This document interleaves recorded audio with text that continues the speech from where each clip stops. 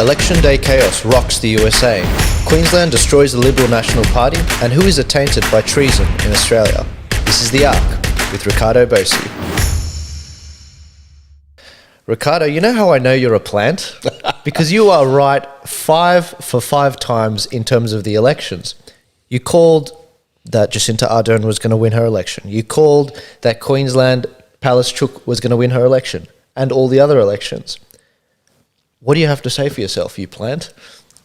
I must have a good source of intelligence somewhere, because it's just common sense. If you look at the jigsaw pieces long enough, you get to discern what the picture's going to be. And what the globalists, the elite, want you to do is focus on small pieces. But when you stand back and you see the patterns, and that's one of the skills you need as a strategic thinker, to sit back, stand back, and look at the large tectonic shifts that are occurring that make no sense until you put the pieces together. Interesting. Now, I know all of you guys are itching to hear what's going on in the US. By the time this comes out in 8 hours, I'm going to assume that it's completely off, but the way things are being delayed as we predicted, I think that it might be right on. So let's jump straight to what's happening over there in the US. Obviously, they've had their election yesterday, and they've had a bunch of different states which have been resolved and a bunch which haven't been resolved. Now, for those of you that don't understand, in America, they don't have what we have here in Australia. They have an electoral college system where each state, depending on the population, gets a certain amount of electoral college votes. For example, a large state like California has 55 electoral college votes. And once you win that, you get those votes. It's not split up between the two parties. You get 55 votes if you get the majority of the votes in the state. You need to reach 270 votes in order to achieve victory. Unfortunately, in this election, we have a situation where there's a lot of these swing states where it could have gone Trump or Biden, and it's coming under question. Now, if we look at the current map, and you guys will see this, of the states, currently there are 6 states, I would say, that are unresolved. Let's forget about Alaska for now. If you look at the lead there, Trump's got a very large lead.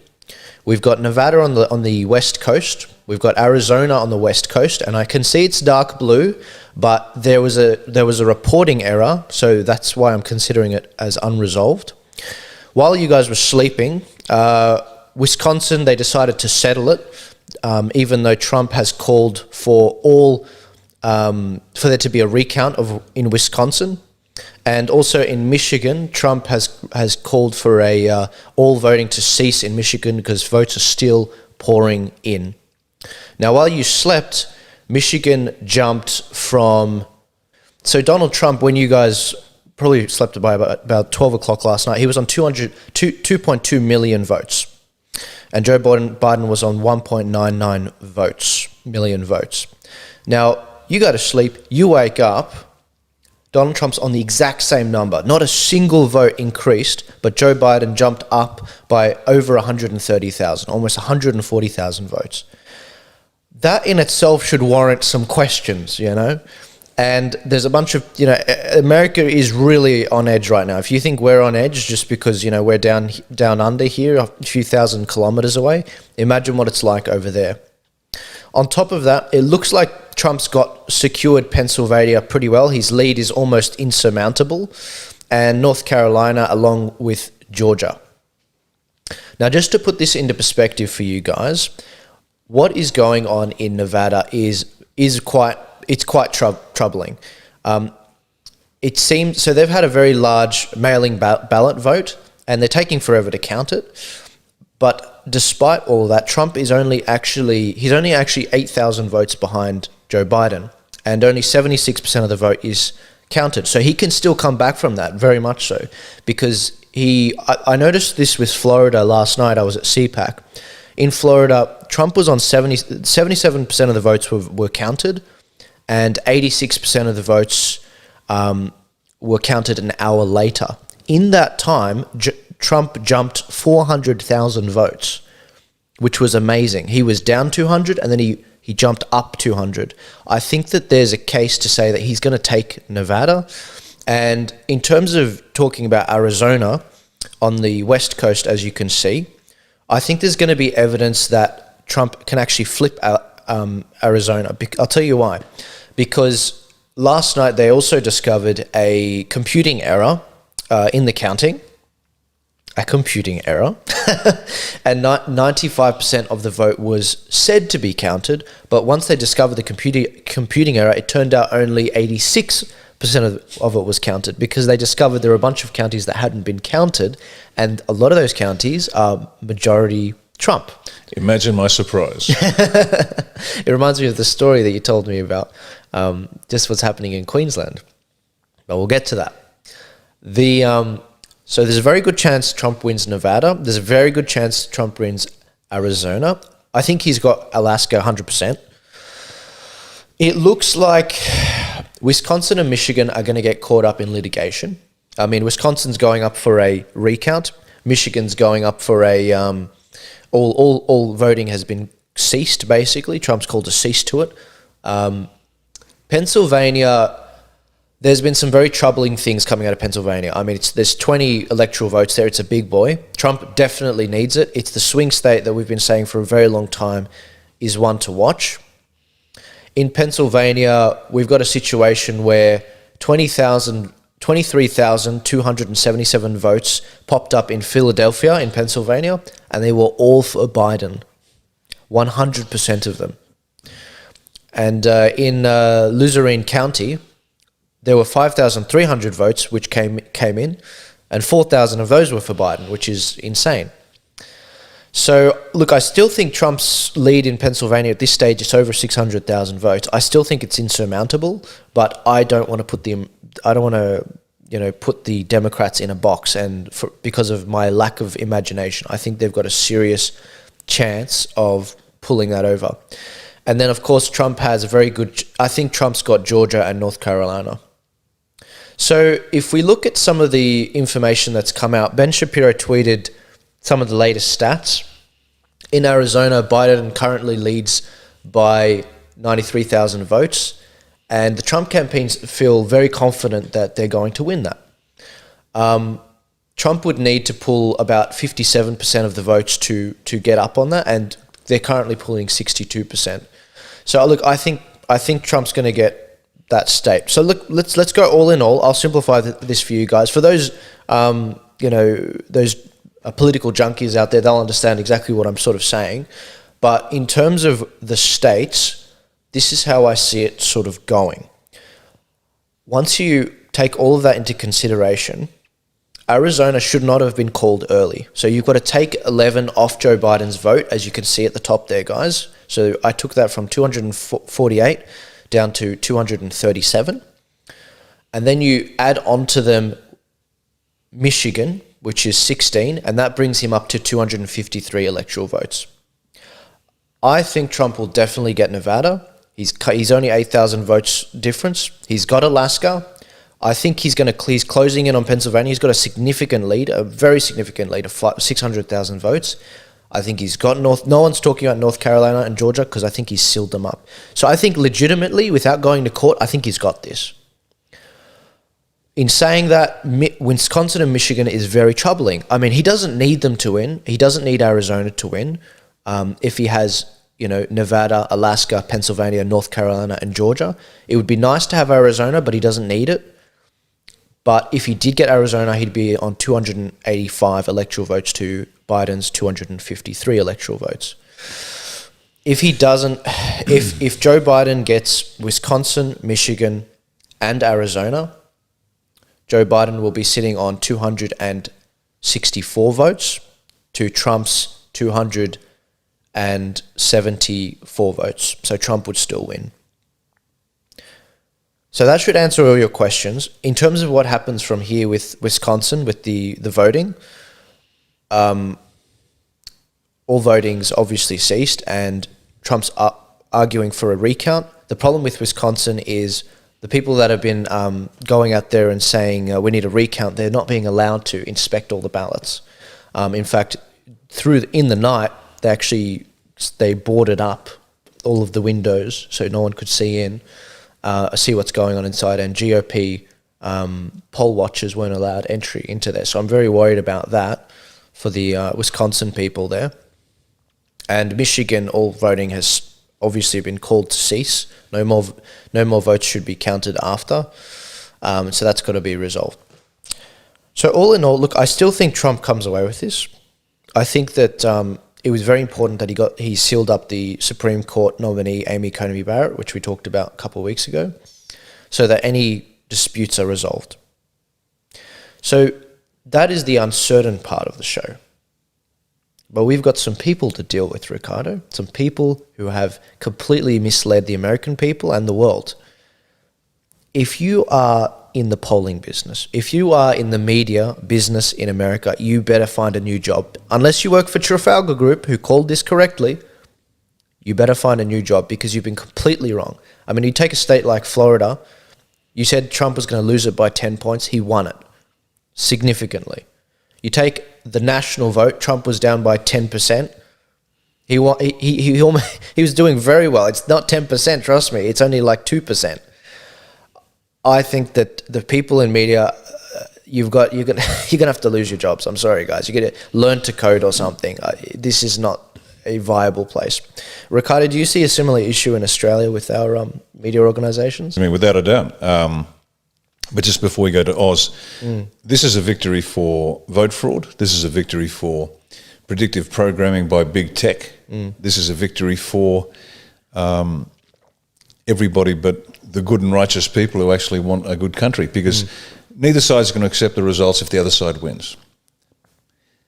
But as Bill Whittle said, Bill Whittle's a US political commentator, he said many, many years ago, with all of this effort, pushing the left, pushing Democrats, pushing creepy Joe Biden, the pedophile, with all of that massive effort, it's still a line ball decision. So what does that tell you about the real United States?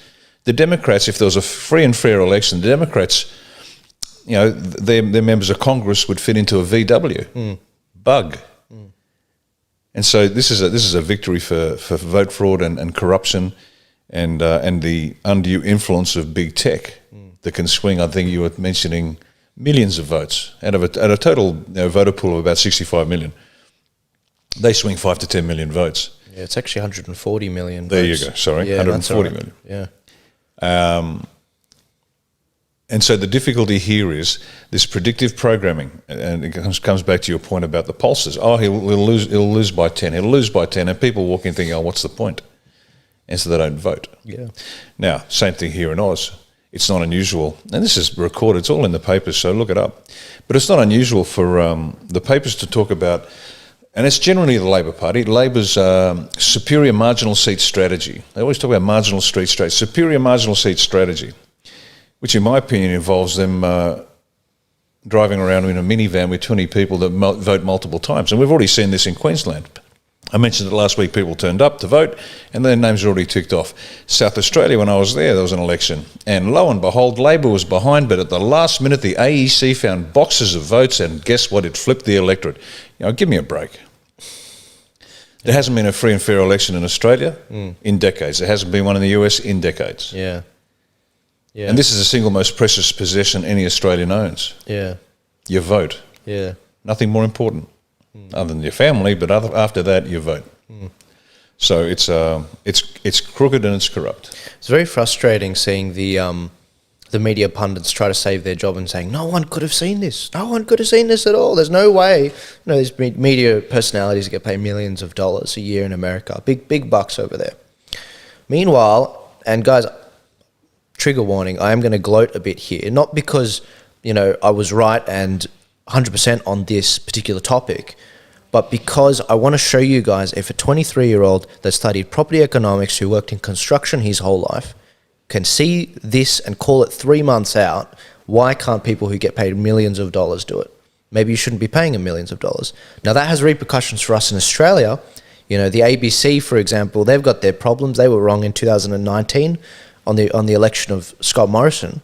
That has nothing to do with the US election, but the point must be made. If I can spot it, why can't the media over there spot it? I asked a number of people before going into this election. I said, if they're just as wrong, or even more wrong than 2016, what should happen to the polling companies? They said they should all be sacked. They, as of this point, However way it swings, it doesn't matter if if Biden wins all those states I just said, all of the polling companies should be sacked anyway. They were completely wrong.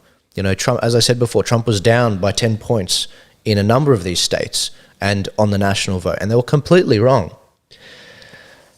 So I want to shine a light on on a couple of the articles that I wrote 3 months ago, calling all of this out. I don't always write an article, but when I do, it's because one, no one in Australia is covering it, and two, it has significant repercussions for our democracy.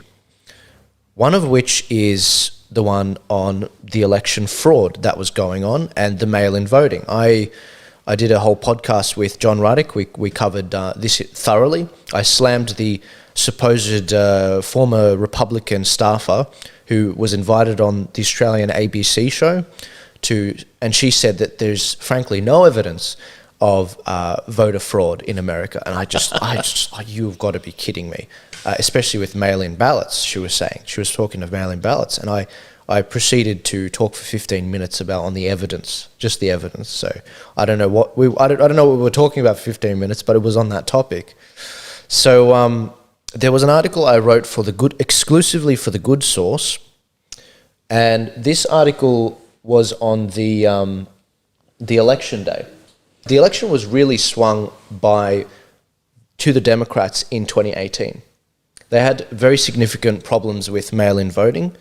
And what happened in 2018 was there was a red mirage. The Republicans won on the day. And then as the next 2 weeks went on, they started finding more mail-in ballots and more ballots here, more ballots there, some in the back of a trunk of a car, some, under a desk. And as soon as you know it, it's a slow blue wave. The bastards stole it in 2018. And I detailed this in my article. The article's called From Election Day to Election Quarter, because I kept telling people, and this is why I was so reserved last night at CPAC, I said, guys, you need to get it out of your head that there's going to be an election day. It could turn into not only election month, but election quarter. That's right, 3 months.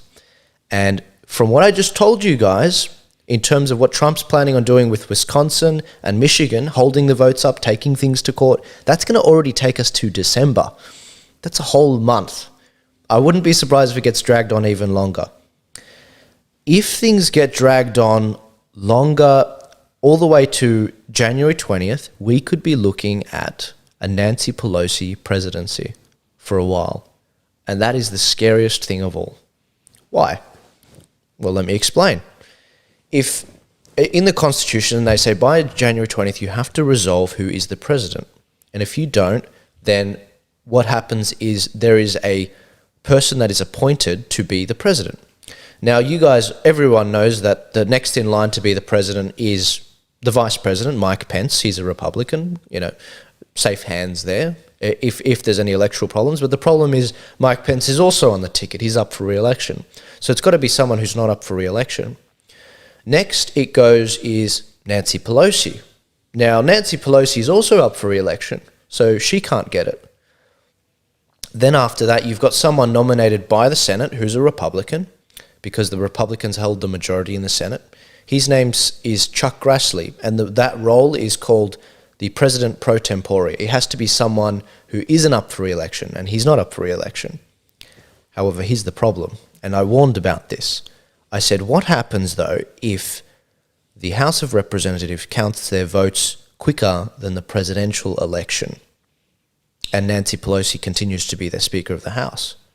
That means she precedes the President pro tempore, Chuck Grassley, and she will become the president. And that'll have some very significant repercussions for the Durham investigation, the electoral counting. It might even screw up the electoral counting, so that, who knows what she could pull. She could fire everyone, the head of the Department of Justice, Bill Barr. It's not good. It's not good at all. So I wrote this article in August talking about all of this and the problems with mail-in voting. In fact, there are examples here where judges had to issue full recounts of precincts during the primaries earlier this year for the Democrats, so that they had to have a re-election on election day. That's how bad it got. Yet this lady on the ABC's Q&A was saying there's no evidence. I was like, come on, man, I can see it. So, look, Riccardo, this was all foreseeable, and this is why look, if Joe Biden wins legitimately, I wouldn't have a problem. It's the fact that the institutions have been so undermined, the media establishment, the polling has been completely wrong, and it's the fact that, and this is what we're going to get to in my second article, big tech has been completely biased towards the Democrats. In fact, they came out and said, if anyone, this is Mark Zuckerberg, he said this a month ago. He said, if anyone comes out and announces they've won early, we will be actively censoring that person. That happened. That happened last night. It happened to Matt Walsh's tweet. He was replying to another tweet. Not only did Matt Walsh's tweet get muted, so did the other tweet get muted.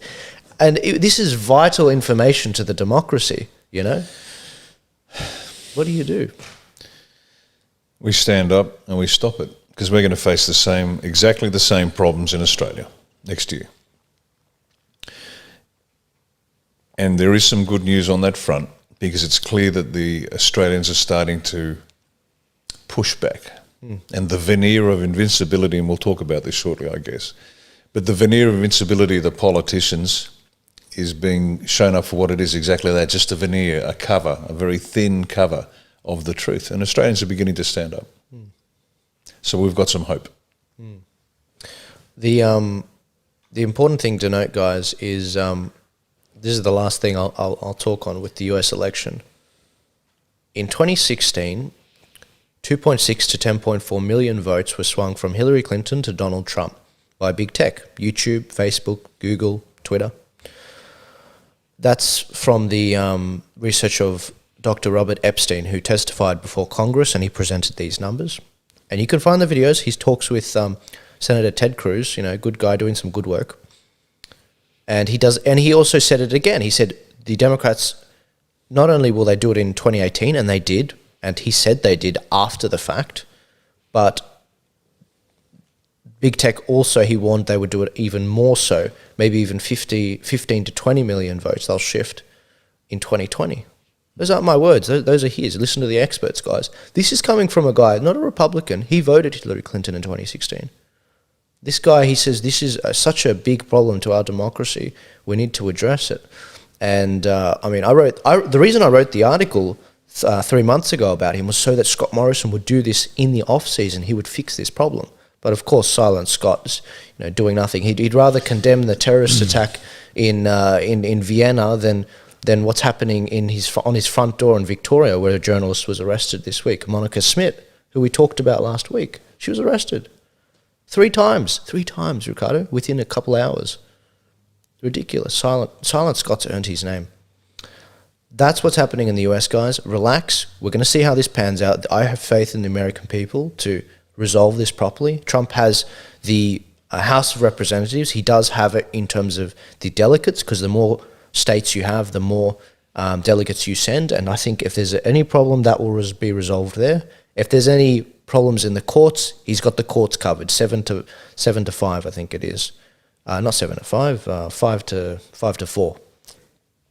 So look, I think that he's fine. I think he will come through. There is a legitimate way he can win without the courts by winning some of these states, as long as the counting's fine. If the counting's a problem, then it'll be challenged in the courts. So I think, look, I'm still confident he's going to win. It's just it's going to be really upsetting to see if it gets stolen due to 100,000 votes coming out of nowhere, not one of them going to Trump, going to Biden. That's what I worry about. I mean, we can handle losses, right, Riccardo? As conservatives, we're fine with it. We're like, okay, let's learn from it. We weren't as effective, but not the institutions taking it away. Whoever wins, the other side won't accept it, and I'm anticipating violence. Well, we're already seeing it, actually. It's funny, one of the best things seeing this go down is you've got protesters in the streets. They were always going to go out in the streets and riot, but they weren't sure if they should riot or not, because it's still in that grey area. It's like, if Biden wins, should we riot? It's like, they're trying to work it out. Anyway, let's move on, guys. We could talk this thing to death, and it'll probably change within the next few hours, but did you have any other last things to add on the US, Riccardo? Just a warning to Australians, pay attention. your vote's being stolen from you at every turn. Just pay attention. Riccardo, we've seen a lot of stories of moral courage over the years, and there have been a number of military veterans I've seen write some phenomenal books. Dan Crenshaw, he got re-elected in the US. He wrote the book Fortitude, and it's a very insightful book. He did an excellent job. What does that look like to you, moral courage, in your view? Mark Twain once commented that it's surprising that there's so much physical courage and yet there is so little moral courage. And we had an excellent example of that in the last week. And this is a lesson for all the politicians, all the bureaucrats, all the judges, including the High Court, all the police, all the military, all these alleged elites that are supposed to be leading us and have these qualities of moral courage. Well, in New South Wales, I think we've found our next commissioner for police. And if not there, I'll tell you what, when we get into power, we'll make him the commissioner for FedPol after he's cleaned up New South Wales. This gentleman his name is Senior Constable Alexander Cooney. And I've never met the guy, we're not related, although having said that, I married a Cooney, Rhiannon's a Cooney, going back far enough, and the Cooneys up in Grafton Way in New South Wales, they have a whole museum dedicated to them. They're such pioneers in every respect, so we might be related by marriage. But anyway, Senior Constable Alexander Cooney drafted and wrote a letter and was signed by many, many other police in New South Wales. And as I said once before, what the politicians are trying to do is drive a wedge between the police and the people. And Senior Constable Alexander Cooney and the other men and women who signed up to, I think about 60-odd, 70-odd police signed up. It was a letter to the Commissioner of Police in New South Wales, a chap called Fuller, and it outlined in detail the whole COVID drama, how it initially started off and the projections were catastrophic deaths, and so it made sense to have some sort of precautionary lockdown of people. But then as the data started coming out, the projections were proven to be false. And that didn't make sense to continue the lockdown when they were still relying on projections rather than actual numbers. And as we know, the death rate from COVID is slightly higher than an average flu season. And we know that. And so the evidence started to come out that the lockdowns should be eased and the oppression of the people should be eased. Didn't get eased. And then he questioned the denial of hydroxychloroquine combined with erythromycin, zinc and vitamin C as a proven cure for COVID. And he just listed all very calmly in a very measured way how the test they used to determine COVID was actually described by the inventor of the test as not designed to test for disease. And he just calmly listed it all out. And then he gets to the end of the letter. And there are a couple of paragraphs. Now, think about it. This is a senior constable. That's 2 stripes on his arm. And he writes to the commissioner in a calm and measured way what they would like the commissioner to do, because they can see what's happening. They can see they are being forced to apply draconian measures on the people which are unjustified by the facts. So let me just read it to you, because there's 2 parts I want to read, and it's important we get it right. So this is what he says to Fuller. He says,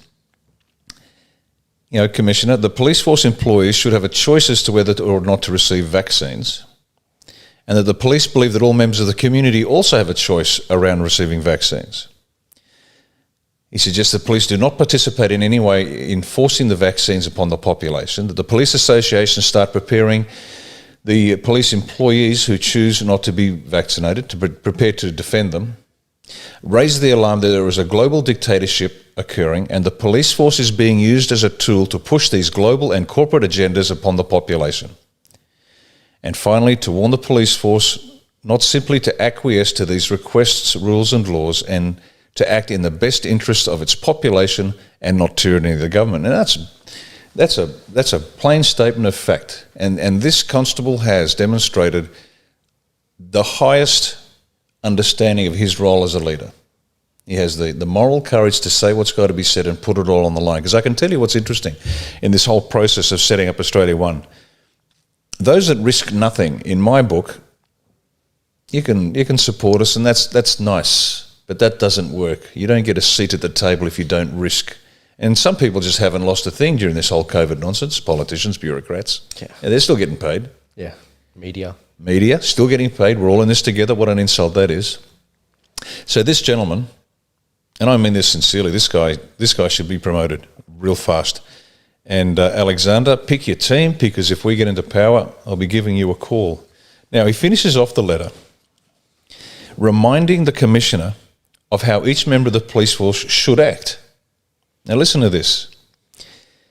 Each member of the police force should place integrity above all, uphold the rule of law, preserve the rights and freedoms of individuals, seek to improve the quality of life by community involvement in policing, strive for citizen and police personal satisfaction, capitalise on the wealth of human resources, make efficient and economical use of resources, and finally ensure that authority is exercised responsibly. Now, to those in a position of authority who are scared about losing their stipend, their pay, I can understand your cowardice, but it's cowardice nonetheless, because you won't speak. You won't resign and speak up. Because they say, oh, well, we should be quiet. We're paid by the government. We can't say anything. Really? Quit. What sort of man are you? You're not. Yeah. And then you got all the retired people, retired politicians, retired judges, retired military, retired police, silent to a man and woman. Yeah. So that is an example of moral courage. Now, the best news is, this is, as I said at the beginning of the show, this is the beginning of the end for the globalists, the politicians who are delivering the globalist demands. The veneer, that thin, wafer-thin veneer of invincibility is cracking. Because the lawyers have banded together and spoken up against Australia's institutional response to COVID. So have the scientists, so have the academics, and now the police have too. So this is the beginning of the end. This is fantastic news for Australia. This is genuine hope. Because as I've said once before, when we all stand up and say, no, you don't, Scotty, there's nothing they can do to force us. Not a thing. Yeah. They don't have enough police to arrest us. Yeah. They don't have enough jails to jail us. Yeah. And the judges know that they're stuck because they can't do anything either. So this is fantastic news. So congratulations to Senior Constable Alexander Cooney and the rest of the policemen and women who signed that letter to the Commissioner Fuller. It's funny, you said it a few months ago, actually earlier this year. I think you said that you were surprised that Scott Morrison, not you were surprised, let me rephrase that. With Scott Morrison, he was surprised, you were saying, how little pushback he had when the COVID pandemic started, because people were just like, okay, yeah, we'll go along with it. You've said it before, Australians are good to go when they start off, but, you start pressing them a few times, start prodding them with the second lockdown, then you'll see the teeth of it. But yeah, it's really fascinating, isn't it? About the we were listening before we came on the podcast. We were listening to obviously the latest on podcast on what's happening in the US. Tim Pool was speaking. Excellent guy. I recommend him really highly. He quit his job. He wasn't working in the public sector. He was working in media, and he quit his job because he didn't like it. And it goes back to what you're saying. We need to be tough as individuals. Trump's not going to save you. Riccardo's not going to save you. A1's not going to save you. You got to get your crap together. Then you've got to join a group with other people who've got their crap together. Then you can be like a Spartan fortress because you're only as strong as your weakest link. And then you can move forward in this arc you've built together. That's the way to do it. And that's why it's so essential to build yourself up and to be a competent individual so you can fight for the things you love, like your family, your way of life, your values, your culture. And that's part of the thing that the white nationalists have right, that you should be proud of who you are and your identity. The problem is their identity group is so limited. It's like what the Catholics do with salvation. A lot of Catholics say you can only be saved through being a Catholic. Only Catholics are saved. Now, I know not all Catholics believe that. Charismatic Catholics are a lot more holistic. But the point must be made, it's a broad church. With courage, I strongly recommend people come out from the public sector. It's the only way you're going to save your country. No one else is going to do it. No one else is going to speak up. Think of it that way. If you don't, then who? And I mentioned it. I think I mentioned it before, and forgive me if I repeat myself, but this is germane to the whole argument. Courage is nothing but love in action. Have I described this before? No, you haven't. There you go. No, go for okay. it. Courage is nothing but love in action. So what looks like an act of courage is actually an act of love. And the example I use is this. Imagine your child's running onto the road. You can see cars coming. Now, running into that traffic to grab your child, is that an act of courage or an act of love? It's an act of love. Of course it is. You will risk all. Because when you love someone or something enough, you will do what must be done regardless of the cost to you. So if you're sitting there timorously saying, oh my goodness, I've got I can't lose my job, you just don't love enough. Because the source of courage is love. It's really simple. Yeah. It's really simple. It's funny. It kind of reminds me of what Jesus says. No greater act of love is this, to lay one's life down for his friends. That's it. And I think. And what's your mantra that you run with? Which one's that? It's the one where you say, I don't want to ruin it. It's the one where you say, I was looking at all the different military sayings. None of them quite stuck. But Oh, yeah, that's right. Yeah, a motto for life. And I went through all the regimental mottos: duty first, the Royal Australian Regiment, who dares wins, SAS, strike swiftly, commandos. Yeah. And it doesn't give the why. And when the why is strong, the how is simple. Yeah. And the motto is, so others may live. And so it's not an act of courage to run into the traffic to grab your child. It's an act of love. And that's what's going to save the country. See if you love your family enough. And let's start with that. Just start with your family. Love your family enough, you'll protect them. You won't allow the state to enforce a vaccine into them that's going to kill them. You'll just say no. And when there are enough of us saying no, they lose. Yeah. Yeah. The UK is going through that right now. And I was at CPAC yesterday, and this UK guy came up to me and he said, I just don't understand it. In the UK, we're all talking about why Australians are so silent. You know, this is what really hit me. He talked about us, Australians, the same way we talk about New Zealanders. You know how when the New Zealand election results came out, and you said, I don't know what's wrong with our New Zealand brothers and sisters, but you guys just elected a socialist. That's how they feel about us, because we just sort of take it. What's happened in Victoria, they think's happened in all of Australia, and we haven't stood up for each other. Well, we haven't yet. Not enough. I've been doing Zoom meetings online every night this week, 2 hours every night, with our Victorian supporters, and we're doing the other states over the coming weeks. And it's an important face-to-face with me, so they get to ask me. I give them an outline of our strategic intention and the manner in which we're going to apply this strategy. And then there's 2 hours of Q&A. Yeah. And it's not, I don't get to see the questions, I just get hammered with questions, and for 2 hours I'll sit there and answer. Yeah. And it's great fun because they get to understand what A1's about. And they understand you as well. They get the feel for the man. That's it. Find me another politician that'll do that for 2 hours. Well, there's a month's worth of that every weeknight for 2 hours. Now, the point though is that the idea is they start getting excited, and somebody said, how about we put an A1 placard in our front yards like the Trump supporters do? And I said, brilliant idea. You know why? Because you'll put yours up and you'll feel like a shag on a rock. You'll be all alone, but then you'll drive down the road and you'll see another one and another one. And as the A1 logo, just that circle with the big A1, and I don't have a sexy printer at home. It's like everybody else, A4. So what I'm going to do is I'm going to print out several sheets of A4 paper, sticky tape it together, and make a large one and stick it in the front yard. And then bit by bit by bit, the A1 posters will start popping up, and people realise that we have thousands of people in every state across Australia already just champing at the bit, can't wait to sign up formally to the organisation. And it's going to generate this wave, and people realise, and as I said last night on the Zoom meeting, if you've got 50 people stand up and say no, you're in trouble. If 50,000 people stand up and say no, then the government's got trouble. 100,000 turn up, now they're terrified.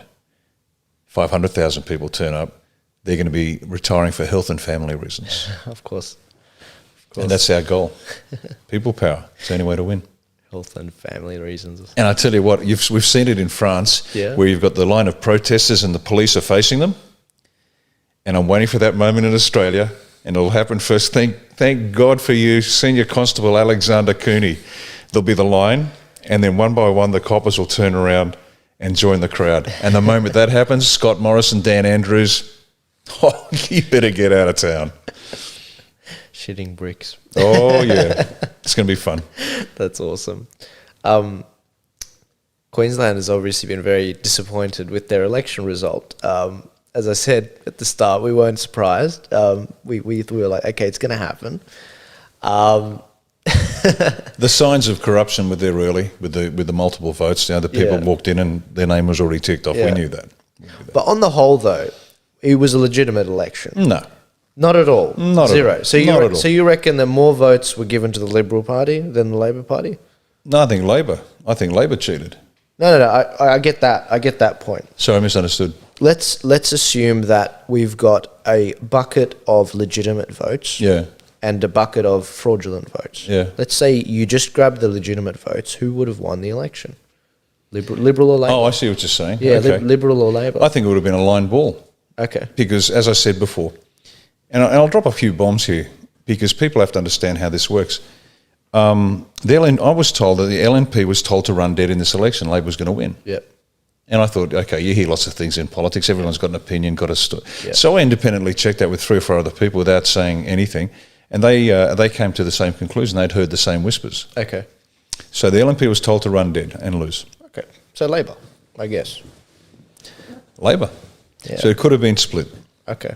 But let me give you a couple of other little tidbits about the election. As far as we're concerned, let me give you the results from an A1 perspective first, and then I'll throw some bombs in at the end.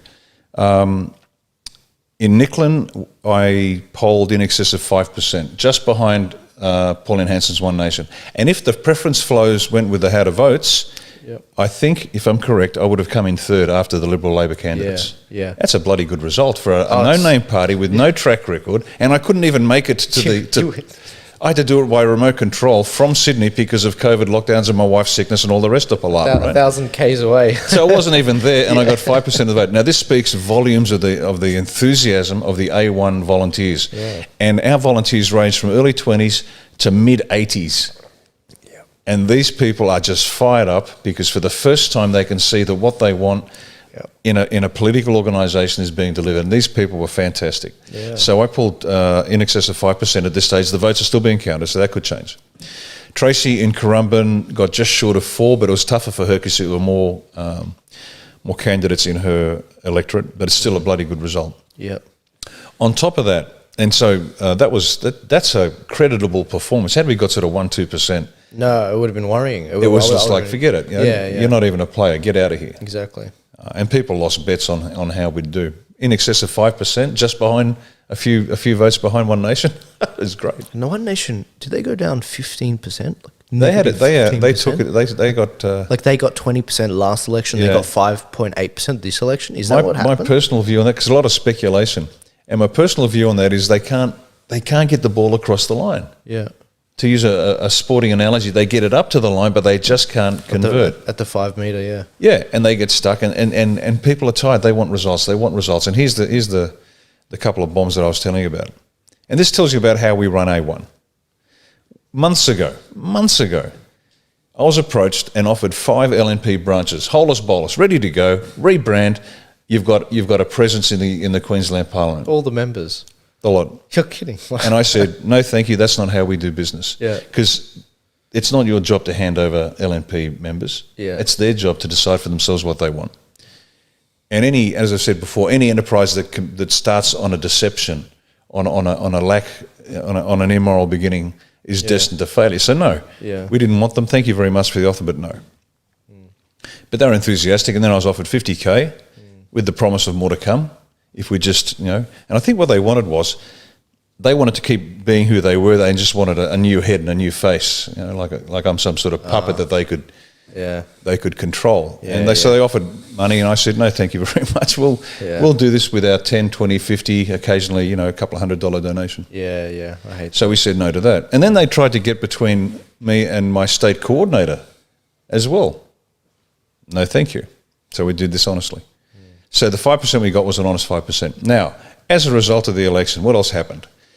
On our Twitter feed, we got 1.6 million impressions in the last 2 weeks, which is not a global number, but again, for a no-name party with no profile, that's pretty impressive. Our Facebook followers jumped 1,000 in the last couple of days. Now, in excess of 10,000, well in excess of 10,000 Facebook followers. Yeah. Signed up membership grew. We've got more experience in that.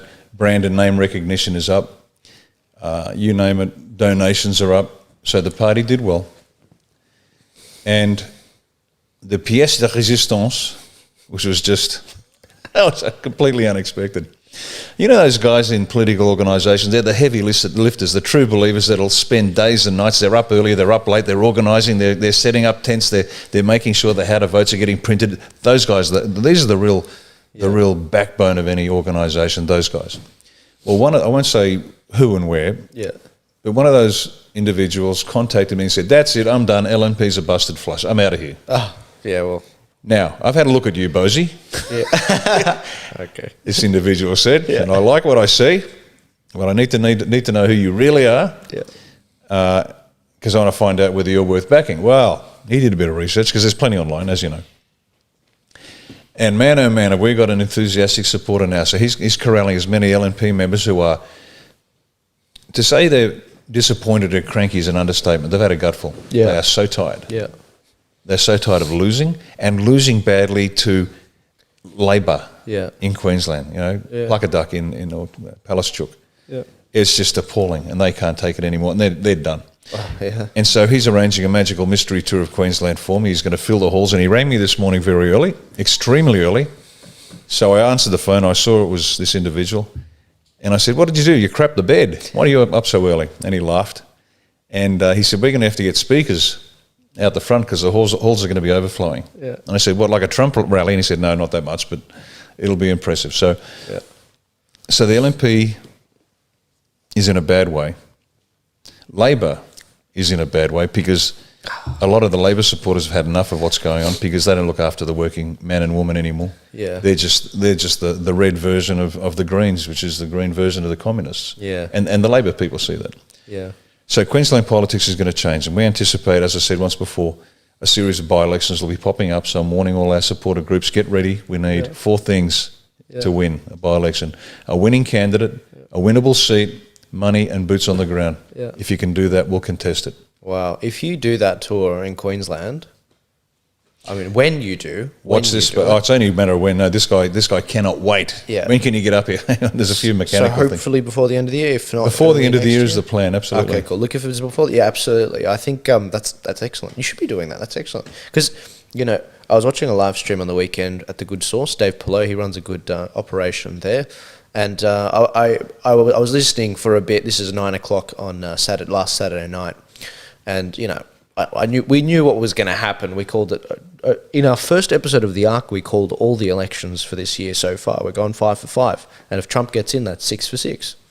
And when people asked me what happened in the New Zealand election, I said, well, it's the incumbent advantage. It's a COVID year. This is a very unstable year, and I think that there's all incumbents are going to win this year. It's just how it is. If Dan Andrews was up for re-election, he'd win. I honestly think that. I really do, unfortunately.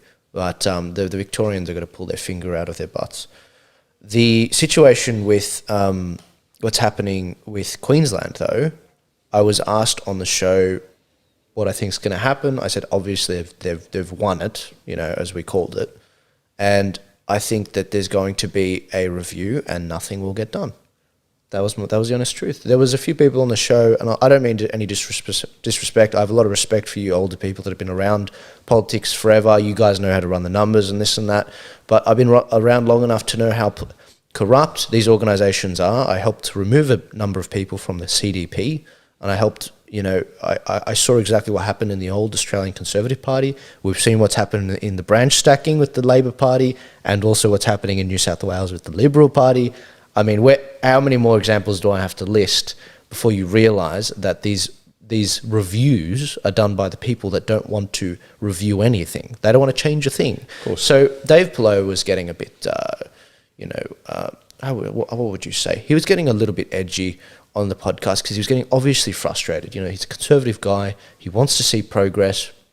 And once again, after, Labor's in. After 30 years, 25 of those years, Labor has been in power. Isn't that insane? It is. How many reviews do you want to do?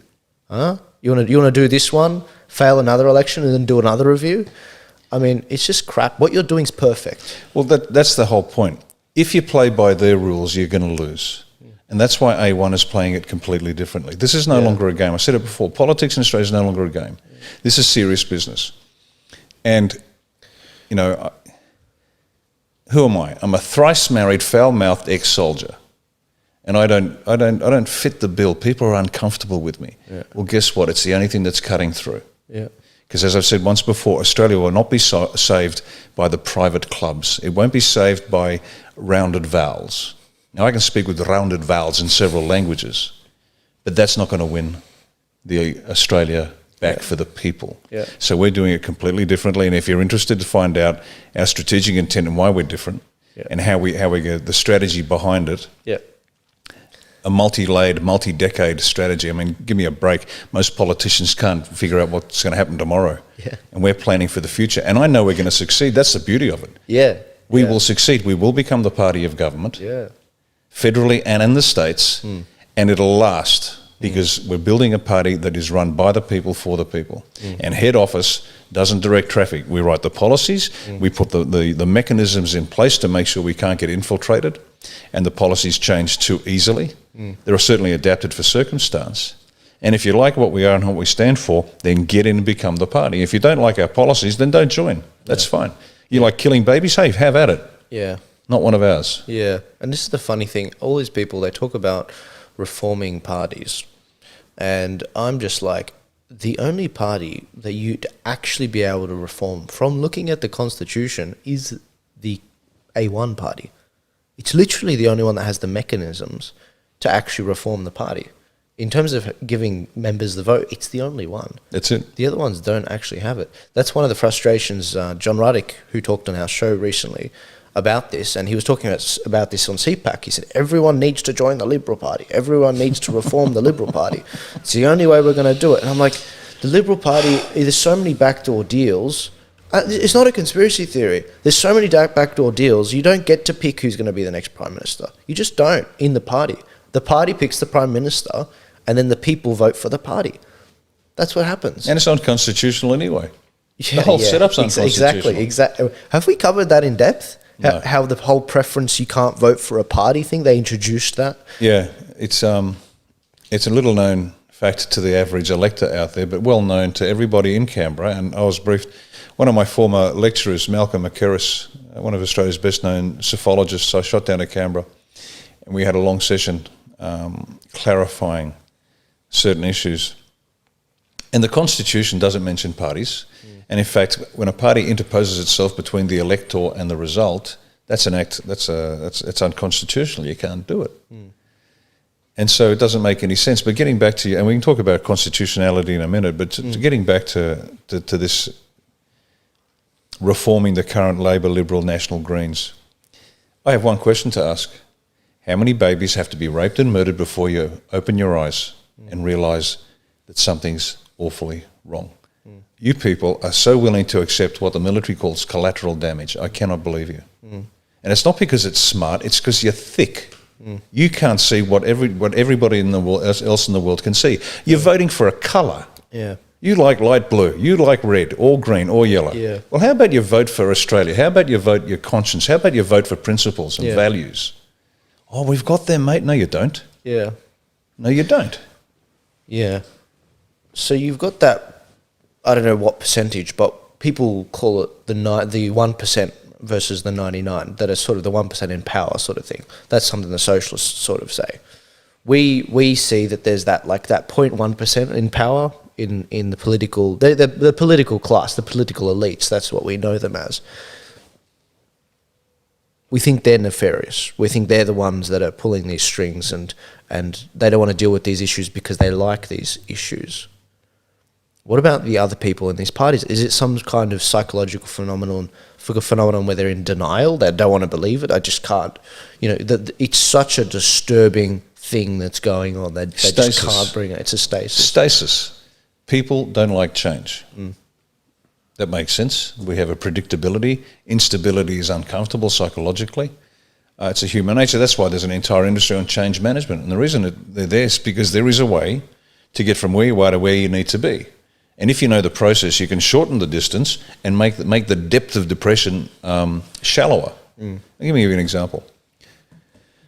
Let me try to remember the numbers because I'm going back into the archives now. But I'll get the numbers roughly right. Let's say there's a corporation and they've read the tea leaves and they really have to change their entire strategy because the company is going to crash and burn unless they adapt. Yep. Right. So and these are real statistics. So the board of directors gets together with the management team and they strategize the problem. They brainstorm. They do what good leadership teams should do. What's the problem? What are our range of options? And here's our best possible outcome. And it'll take about 6 weeks of that sort of a process to go from where they are to understand why they have to change and what that change looks like and what it looks like at the finish. So that's good work. 6 weeks to do that. And they've integrated it psychologically. So in their head, they've moved away from the past. They can see the method they're going to get there, and they can see with great clarity this new organisation. Yeah. And it's about 6 weeks because they're educated, they're talented, and they know the nuts and bolts of the organisation. Guess how now? Then they roll out this plan. And it's always the same. Now imagine it's called the hero's journey. In fact, if you want to Google the hero's journey, but they roll it out to the workers and they say, here's the new plan, here's the new company, let's build the new company, hooray! And it's everything from logos to songs to organisation charts and duty statements and stuff like that. Well, it took them 6 weeks to get there. Guess how long it takes the average individual who isn't appraised of the big picture, is just there doing their job. Right? Guess how long it takes for them to get from point A to point B unless it's managed correctly? 2.5 years. Oh, wow. Now think about it, right? So here you are, you're a year dot, you've just started, and here's 2.5 years later. So they implement the change, performance degrades terribly because they're in a hole, but that's to be anticipated. A year into the change, they say, well, that was hopeless, let's try a new one, and it drops again. Because what they haven't done, they haven't brought the people with them. Now this is just straightforward change management. It's not a secret. But because people don't like change, and if you're going to change, you've got to do it in a way that it's on a human level. And that's why I'm spending so much time every night, 2 hours a night, an hour and a half to 2 hours a night, explaining to groups around Australia of our supporters who we are, what we stand for, and why we have to make this journey, and what it's going to look like now, and what it looks like at the finish. And then I give them the explanation of how we're going to get there. And once they understand that, the smiles at the end of these presentations is extraordinary. They feel very content. They go, okay, we've got a job to do. We know who, what, why, where, and how. Yeah. And away we go. But people don't like change. That's why they stick. They really don't. So let's look at change to the Constitution. You're doing a tour around Queensland. Is this going to be a topic that comes up? Oh, it's a topic before then. This is about restoring constitutional government to Australia. Now, what people will be saying is, what do you mean restoring constitutional government to Australia? Well, and this is part of that explanation, that educative process that I explained. The first thing I tell people is that our Constitution, 1901, has been amended legally 8 times. And it can only be amended by referendum. Yep. That's it. The people. Yep. In fact, it was a quote by our second Prime Minister, one of the authors of the Constitution, who said, if the Constitution is to be further written, the pen is in the hand of the people. Because when you write a Constitution, you can't anticipate everything. Yep. And so they expect changes. Right. So it's been changed 8 times legally. Now, if you buy a copy, and you can, of the original Constitution with its 8 amendments, it's in a red-bound folder, book, binding. If you buy one now, the Constitution of Australia, it's green. And if you do a line-by-line check, you'll find the two are at gross variance with each other. The Constitution has been changed illegally many, many times. A couple of obvious examples, for example, was the creation of the legal fiction of the Queen of Australia by Gough Whitlam in 1973. Now, this isn't a monarchy issue, so whether you like the Queen or don't like the Queen isn't the point. Whitlam and his government changed the rules without your authority. Then the 1986 Australia Act, unconstitutional because it changed the constitution. The same has happened in the States. In Western Australia, the Queen has been removed and the governor signs on his own recognizance. You can't do that without the will of the people. And so we have unconstitutional constitutions. What's the upshot of that? Well, first of all, it's like playing a game of Scrabble and you're playing against somebody who changes the rules because it suits them better. You've still got, your 7 letters, but they take 14. Or maybe they'll take 21 letters. So they're at an advantage. That's what the politicians are doing. They are giving the advantage to interest groups to give them the laws that they want. So they're cheating. And Australians are great sports people. There's one thing Australians hate, that's cheats. And these guys are cheating. So they've been changing the rules. The upshot of this is that our government is unconstitutional. The government, Scott Morrison and all his mates, and all the Labor Party, and all that, they shouldn't be there. They have as much authority to be in Parliament. If you went down to a local pub and got 151 locals and just threw them into the Parliament House, they have exactly the same authority because every one of them is attainted of treason. In a literal sense. This is not a throwaway. They have no authority to be there. They are all attainted of treason. So, what do you do? Yeah, because if you got elected, then you'd be attainted. No, I'm smarter than that. We're not that dumb. Okay. No. We're smarter than that. Yeah, up here for thinking and down somewhere else for dancing. Yeah. They are attainted of treason. Now, it's not our job to go and arrest everybody because most of them are too stupid to know they're attainted of treason. They just turn up and do what they're told to do. And we don't want to plunge Australia into anarchy, which would occur because everyone would have to resign like that immediately. Judges included because they've taken an unlawful oath. So they have no authority to be there. And so everybody knows this. In Canberra, they all know it. And everyone just tiptoes around the issue hoping that no one will let the cat out of the bag. Well, sorry, cat's out. And so they're all attainted of treason. We need to return constitutional government to Australia. Yep. And so one of Australia's policies is this. We will call for a constitutional convention, and when we get into power, we'll call a constitutional convention, and we'll go back to 1901 with its 8 lawful amendments, and that'll be our start point. But that's not our finish point. You just can't say the last half dozen, 2 dozen, 4 dozen false amendments are out. Yeah. Because what Australia has learned through the COVID lockdown is that we don't have rights.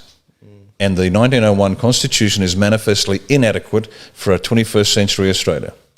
And we've learned that much of what Comrade Dan has done, whilst some of it's been unlawful, but a lot of it hasn't been unlawful. Yeah. And so I don't think Australians want to live like that anymore. So we have to have this constitutional convention where Australians, our start point is 1901 with its 8 lawful amendments. And from there, we start to shape a new constitution for Australia. And this requires men and women of extraordinary depth of understanding and knowledge and patience and wisdom, because constitutions are tough to put together to get it right. On the second part is Australians have to be brought up to speed, have to be educated about what constitutes a good constitution and what sort of constitution they want. And here's the quick quiz I ask people just to show them how much they have to learn. And we'll introduce this into the school curriculum, civics. I say to people, do you want a democracy? And they go, yeah, of course we want a democracy. I say, well, be careful what you wish for. Because once again, and many of you know this line, but many of you don't, democracy is like 2 wolves and a sheep voting on what's for dinner. Yeah.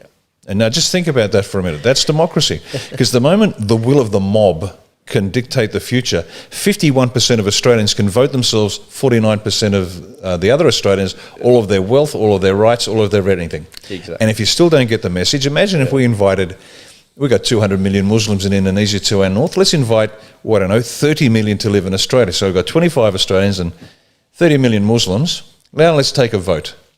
Let's vote on Sharia. Guess what? It gets in. Why? The rule of the mob. So democracy, pure democracy, where the rule of the mob or the biggest number wins, is not necessarily desirable. Be careful what you ask for. Exactly. So what's the alternative? Well, in the United States, for example, they have a constitutional republic. So their rights are enumerated. And that's why the Americans know their rights. The right to free speech, the First Amendment to the Constitution.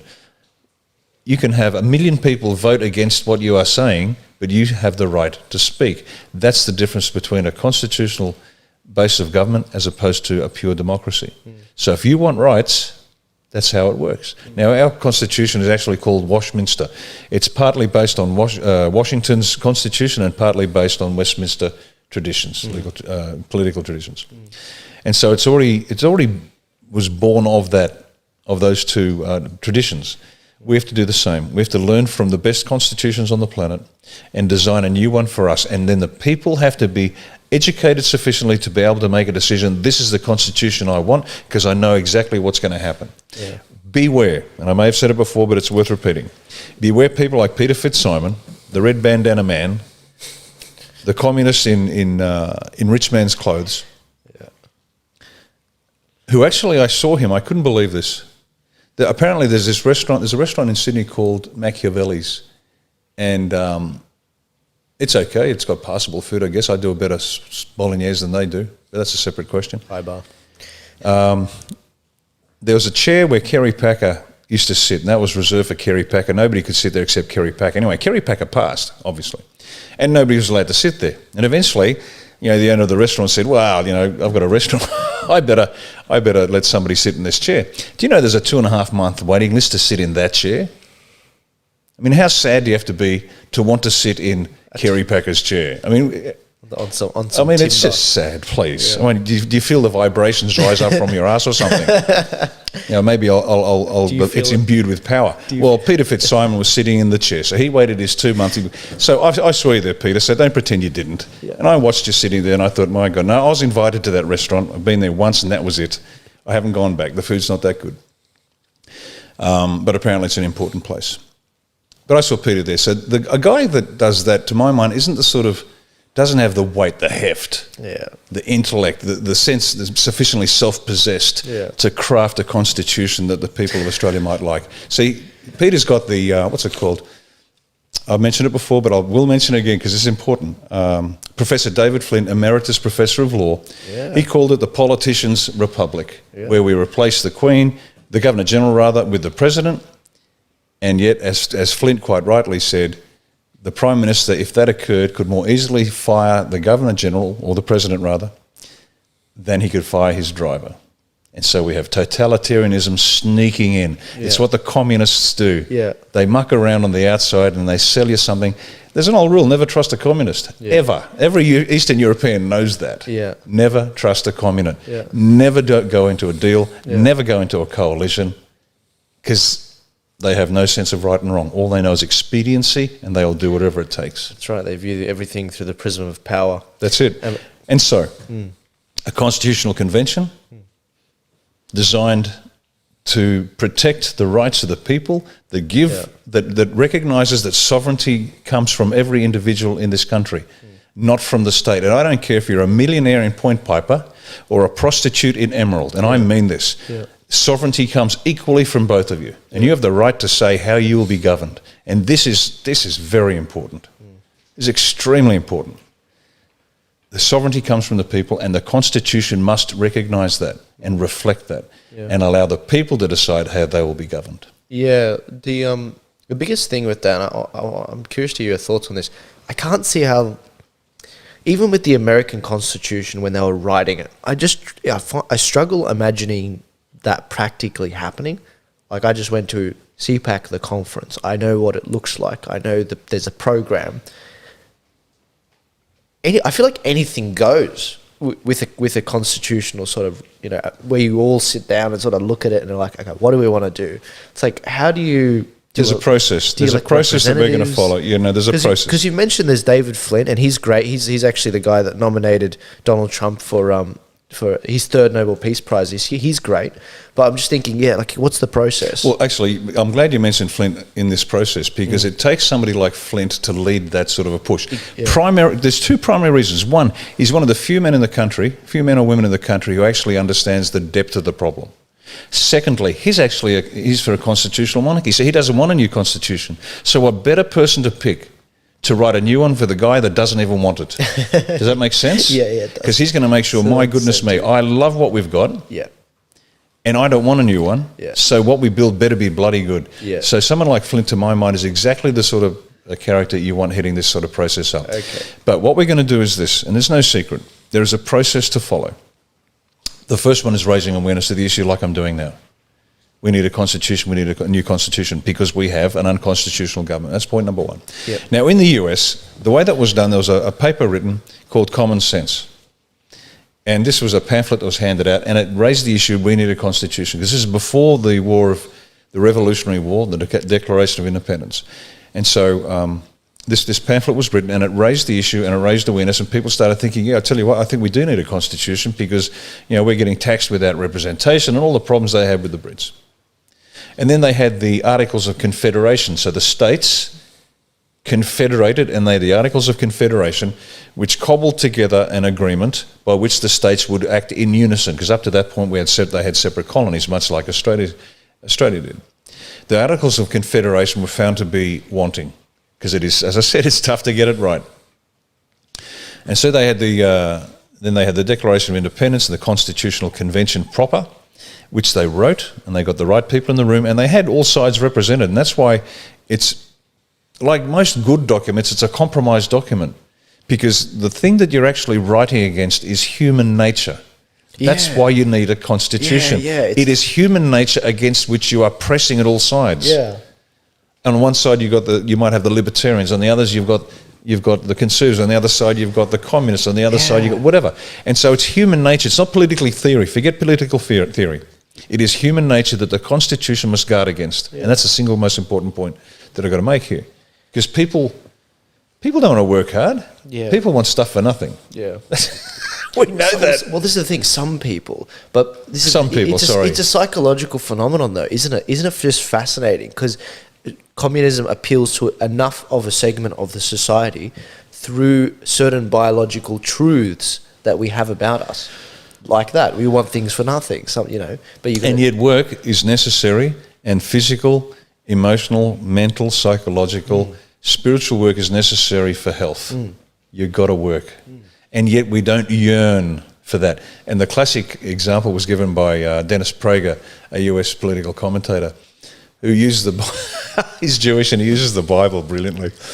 And he said, people don't yearn for freedom, they yearn for comfort. And the proof is, Moses led them out of slavery in Egypt and took them to freedom, and the moment it got a bit tough, they all said, let's go back, at least we had food. Exactly, yeah.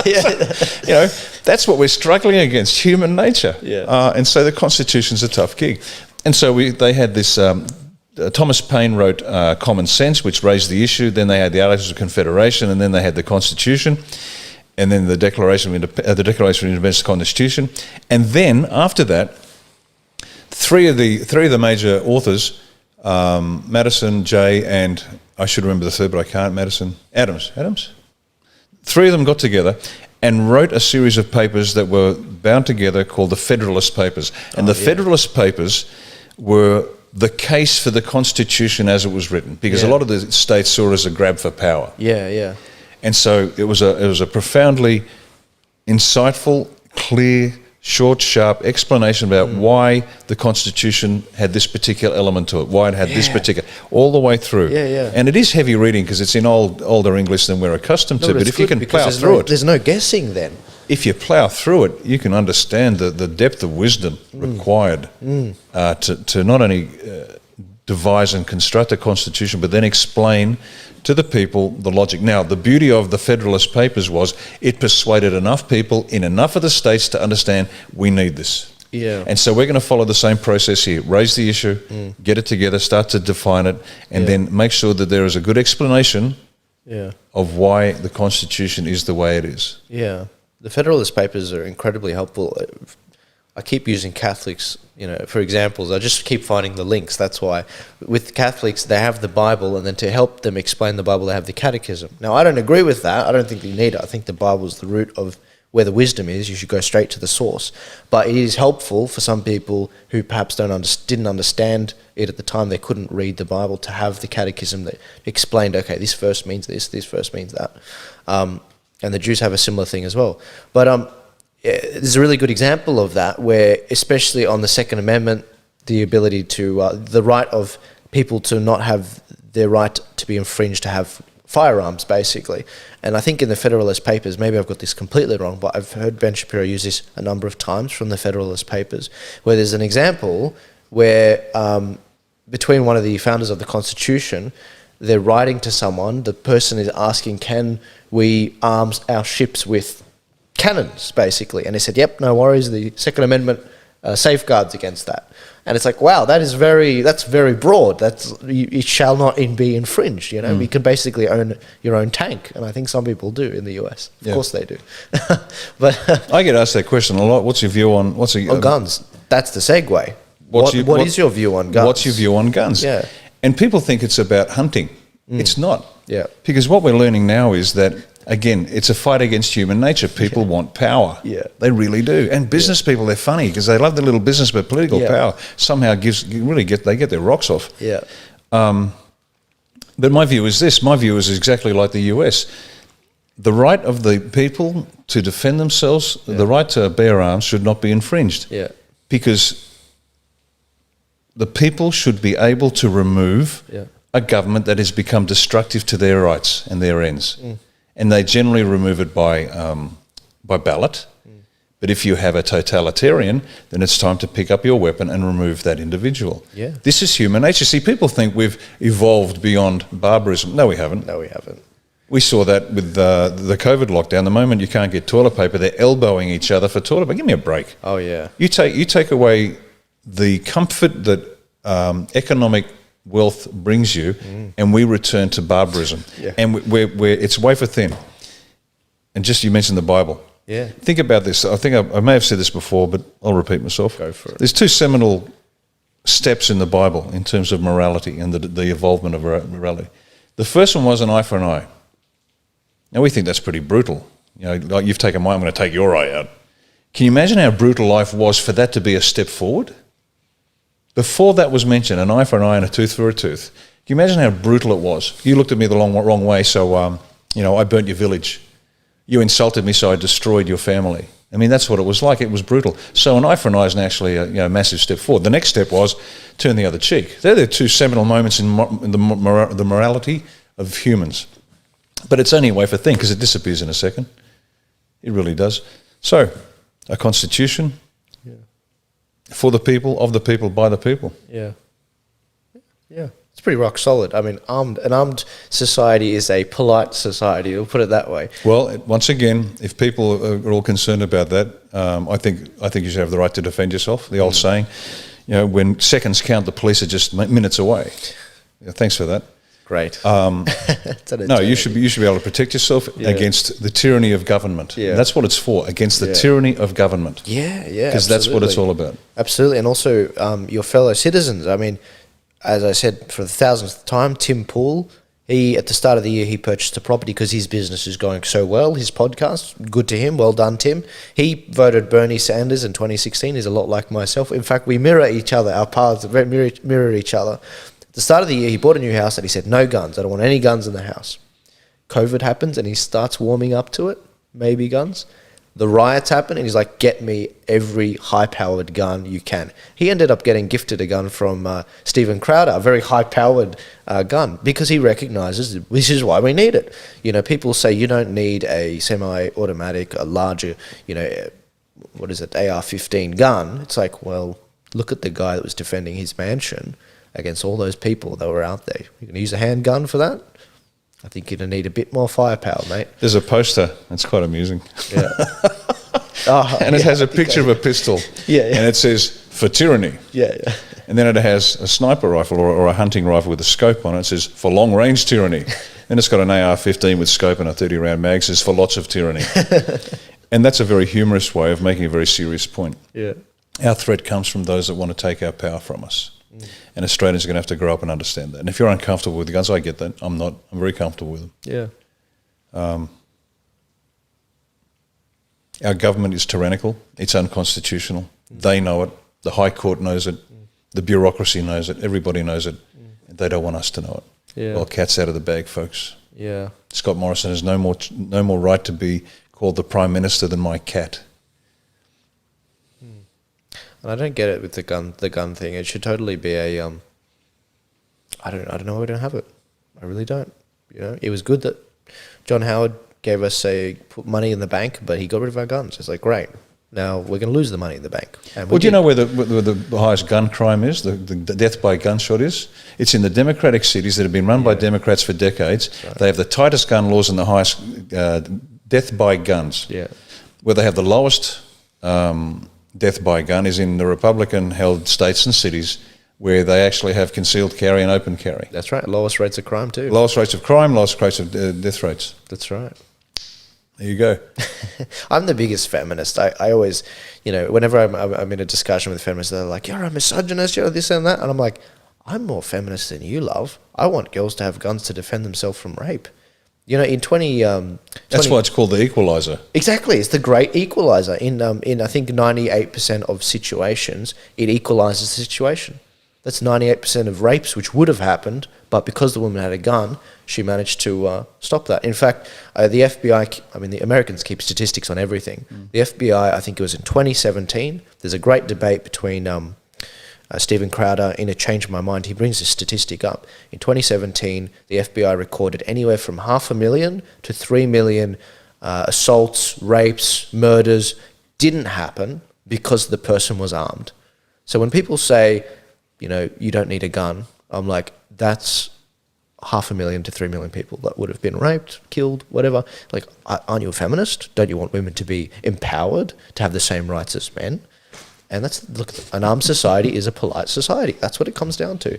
We need a more educated, a more responsible society that's used to seeing firearms, so we don't have to use it. But when we do, when the shit hits the fan, because it does, because people take drugs, we get crazy people, we have terrorism, you can react straight away. You don't have to wait for a freaking defence legislation amendment bill to come in. You can do it yourself. You can be a responsible citizen.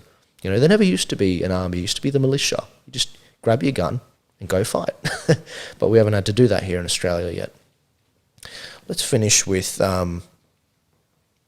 your thoughts on the Queensland election. Were you surprised? We started by saying obviously not, but how do we move forward from here in that place? A1 is, now that we've got Queensland out of the way and we've had a tremendous success by every metric, the rest of the A1 supporters around the country were watching. And I got advice not to run. It was a waste. It was taking our focus off finishing the constitution and the policies and things. But what those people didn't understand is this human element. They needed to see the fight. They needed us out there getting a blood nose. Yep. It's a human thing. Yeah. You don't win footy by sitting in the stands and yelling at the players. You get onto the field. Yeah, that's right. And so the rest of Australia is very excited by that. And they're saying, when you're done in Queensland, can you get down to Victoria? And the answer is no, you. Look in the mirror. That's the guy and that's the girl that's going to say, we will help you. Yeah. But you've got to do it. But they're very excited. And what I've said to them is this, not council elections, but every state and federal by-election that comes up, and there's a federal election at the end of the year, and I'll save that for the end. But if they can provide a winning candidate, i.e. they are vetted, they're straight, they can fight the policies and they can present the case convincingly. A winnable seat, which means you've got to get your supporters out there and letterbox drop, and then you've got to letterbox drop more and build the support for that individual. Then you need the money, because it costs money, and you need boots on the ground, you need volunteers. So if you can meet those 4 criteria, we're going to contest every by-election from here to Kingdom Come. And one by one we'll start taking over the country. Yeah. Now, here's the goal we're aiming towards. There's a federal election next year. The latest that can be run is in May 2022. Scott Morrison, as the whispers are, he'll be doing it next year, towards the end. So I'm guessing, and it could change. 2 years? Is it meant to be 3? 3, yeah, but it was in 1919, May 1919, 2021, 22. Yeah. Oh, okay. You would have thought it'd be like 2022, not 2021. No, it's the latest it can be held is 2022. Okay. But you can call it earlier. You think you'd call it earlier? You lock and load a trigger. Yeah. You get 2 knockbacks for a piece of legislation from the Senate. Yeah. Then you can have you can dissolve the Parliament and away you go. Pretty quick. But I reckon he's going to call it towards the end of next year. But that might change, and it doesn't really matter when he calls it. Our objective for A1 at this next federal election is to hold the balance of power. And that's only 6 seats. Yeah. We can do that. We're going to aim for more, but that's what we end up with. And you watch Australian politics change. It's not going to be like ever before. Last time when there was a hung parliament and there were these 2 independents who sold out. Yeah. Those negotiations, I'll put them live. I'll live stream the negotiations so everybody can see how sleazy the Liberal and Labor parties are. Yeah. And I'll tell you exactly what they offered and exactly what we said, because I've got a few things to say to them, and they're not going to like most of it. Yeah. And if we have to go straight back to the election within a week, we'll do it. We're not going to hang around for months. Yeah. Either they meet the needs that have been highlighted, or they don't. We'll go back to the polls, and we'll keep going back to the polls until the Australian people get a parliament that'll do exactly what they want to do. I think a Labor voter would sooner side with the Liberal Party than... That's what's going to happen. Exactly. And you watch it. Yeah. There'll be a Liberal-Labor coalition against us in order to form government. And won't that just tell you the story that the red and the blue team are bought and paid for and owned by exactly the same people up top? It's like, okay, now that we're all on the same page, can the Australian people recognise that this is your only vehicle? But sometimes the people, what's their line? You've got to show them, you can't tell them. Yeah. So you watch this Liberal-Labor coalition in order to keep their snouts in the trough and keep their unconstitutional government. Watch this space. It'll happen, folks. Yeah, you just require the intestinal fortitude to pull through with it. And we'll do it. It's not like this is the first time it could have happened. Let me finish on this. Yeah. Because this is a serious business. This is not a game. I laugh about it because I like a good fight. But this is not a game. I've been getting advice / warnings. And it comes in different forms. And it sounds like a friendly piece of advice who someone who has your best interests at heart. But it's almost like a warning. It says, if you continue, you will get hurt. Oh, yeah. Lovely. Oh, yeah. And that's okay. Because as I said, as a soldier, you sign up and you know the risks. Yeah. What do you want me to do? Oh, I'm sorry, kids. I was too much of a wuss to fight for your future. Yeah. They scared me. No. No. And I get these warnings, these lovely emails, and the form of words is very specific. Oh, you shouldn't be doing this. It'll cause distress to you and your family. Yeah. Really. So you can see how this is not a game. This is deadly serious. Yeah. Deadly serious. Yeah. And here's a little message. If anything happens to me, worst mistake ever. Yeah.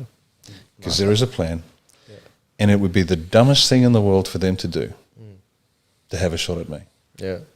Worst thing ever. This is no longer a game. This is deadly serious. The Australian people are going to get their country back. Maybe for the first time they're going to get their country. And the politicians and the judges and the bureaucracy and the military and the constabulary and the media and the churches are going to do what the people want for the first time ever. And it's going to be a great place. If you continue, they say, you will get hurt. If we don't continue, we will get hurt. It's a certainty. You haven't left us a choice. You've really backed us up against this wall. It's okay. We win. Exactly. The final outcome. I am so certain of the final outcome. I really am. I am not the least bit concerned about whether we win. The only question is when we win and how many politicians I have to hang in the meantime. Yeah. So, ladies and gentlemen, I suggest you you look at what's in your best interests and facilitate the process of giving the country back to the people. Yeah, it's certainly going to be fun. I mean, I'll say what I said after the Eden-Monaro election. We're not going away, all right? We're not going away. We're right here. So if you politicians thought that it's over, that we finally dealt with them, their 3-week campaign, they got 5% of the vote in 3 weeks. 5% of the vote, 3 weeks, and I wasn't even there. You should be very worried. That's the strength of the party, not me. I'm not important here. It's the people. Right? It's the people. Yes. They see what's going on. They know what A1's going to deliver. Exactly. So you can take me out all you like. Exactly. Make a scrap of difference. Another metric, we started this show 9 weeks ago, over 1 million views from a 23-year-old who does everything from editing to, putting this out. What the hell is that? Am I that great? Maybe I am. I don't think so. I think it's the hunger that we've tapped into of the people. Correct. And that's the point. You guys are going down.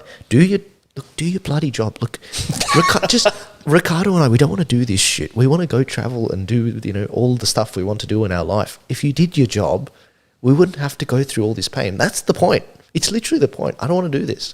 I want to create a lovely future for my family, for Australia. I want a prosperous Aboriginal community. I want us to live in harmony with everyone. I basically want what the socialists want. But you guys want to control every damn thing, and we have to pull you up on it and say, just stop. And the funny thing is, they created me. It is. They created us. They created Leave me. us alone. We're libertarians. It's funny. You know, when I was consulting and doing whatever, you know, fly to Rome for a pizza, fly to, I think I said, you know, that's a nice life. I got to tell you, and it's much preferable to this. Oh yeah. But you created me. Yeah. And you made your bed. You're going to lie in it. Yeah, I keep telling them, you took my job, you bastards. Now I'm coming for your job. So if you don't sort your crap out, we'll sort you out. That's the reality. But I'm going to start making some shirts of your quotes because I'm starting to quote you, and it's sticking. You know what I mean? Like, what was the one we came out with the black community?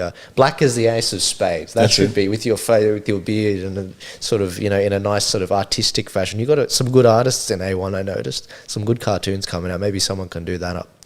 But not very, very exciting. We're not going anywhere. This podcast is on Spotify. That is my gift to you. I worked on it over the weekend, and this podcast is also off Spotify because it just got taken down.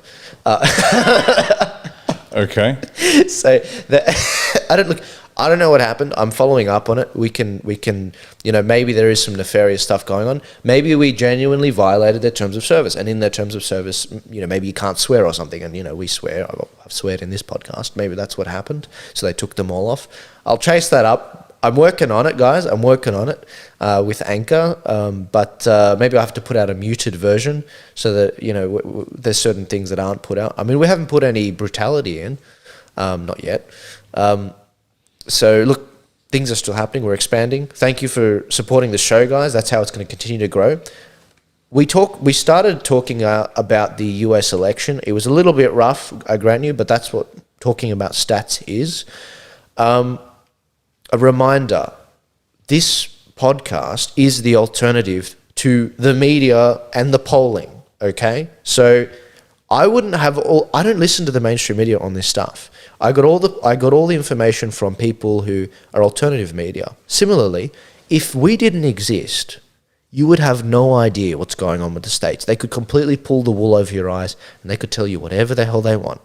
So if you want to have at least a keyhole into what's happening, please fund the show, because we're not going to continue if we're in a situation where, you know, it's not financially viable at all. I've got to go find a job then. That's just what's going to happen. That's the reality of it. I'm completely transparent. That's our contract. We're transparent with each other.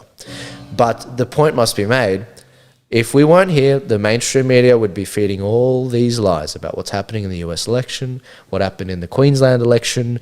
They're going to continue to get predictions wrong when we've been right 5 for 5 so far. Please support the show. The best way to do that is financially, number one, and then number two is sharing. If you can do both, then that's great. But Riccardo, another week, another insane week. Just when you think 2020 is done, throwing spanners in the works. I mean, RBG dying, freaking, you know, meteors happening, the bubonic plague coming back from China. Interest rates, we didn't even have a chance to talk about this. Interest rates dropping to 0.1% in Australia. Oh my gosh. It's been an interesting week. And it's going to speed up and it's going to get crazier. So buckle up. It's going to be a bumpy ride for a while. Strap in, guys. Strap in. Did you have any last comments for everyone? If you do strap in to A1. It's not a bad spot. We'll give you some popcorn. Enjoy the show. You bet. But good luck, America. I got these cufflinks for you guys. I'm really rooting for you. I want America to come on top. I really do. I want you guys to do an excellent job. I want it to be a fair election. I really do. If there's a recount in Wisconsin and Trump loses Wisconsin, no worries. He doesn't have to. He can lose it. We just want fair results. That's all it is. I still think Trump will win. I think the courts will get it through. But be patient, guys. Even if he loses, the fight goes on. You don't give up. And I mean, what are you going to do? What are you going to do if he loses? Keep going. Trump's not going to save America. That's your most popular video. He's not. He's not going to save Australia. That's a bit better way of putting it. So keep fighting, keep sharing, keep educating yourself, keep reading up on this stuff that's going on. Don't get drawn too much into what's happening in America. Follow it. It's interesting, but we've got to bring it back to Australia, because right now the UK is laughing at us. And the Pommies are laughing at us, guys. I'll put it that way. It's not great. It's not great at all. At least they're rallying heavily. Well done, Victoria. You guys have been doing an excellent job. it was good to see a parliamentarian get out there this week at one of your protests where everyone was being arrested, and he reported on that because he went both to the Black Lives Matter protest, which was treated very differently to the anti-lockdown protests. But yeah, we will see you next week. Please share this conversation. I'll try and get it out to you as soon as possible, and financially support if you can. But Riccardo, thank you very much. Thank you for running 5% in 3 weeks. That is tremendous. I mean, that was on par with One Nation. Well done. That's the A1 family, mate. Well, thanks for your time. Thanks, mate.